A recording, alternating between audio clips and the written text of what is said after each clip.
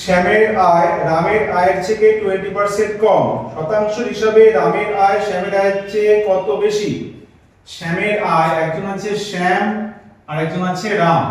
বলছে শ্যামের আয় রামের আয়ের চেয়ে 20% কম। শ্যামের আয় রামের থেকে 20% কম।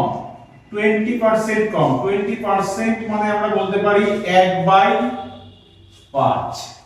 রামের আয় থেকে শ্যামের আয় কত কম? 20% কম, 1/5।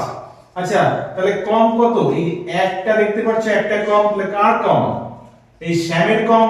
তাহলে শ্যামের যদি 1 কম থাকে তাহলে আমরা বলতে পারি শ্যামের আয় 4 আর রামের আয় 5। এইবার চেয়েছে, এবার কোশ্চেনে চেয়েছে রামের আয় শ্যামের চেয়ে কত বেশি। আচ্ছা, রামের আয় শ্যামের থেকে রামের আয় কত বেশি? তাহলে শ্যামের থেকে রামের আয় কত বেশি? 1 বেশি। আর এই একটা কি বলেছে? পার্সেন্টেজে চেয়েছে। কার থেকে? 4 এর থেকে।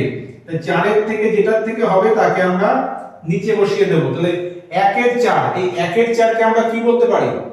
এই 1 এর 4 মানেই আমরা বলতে পারি 25%।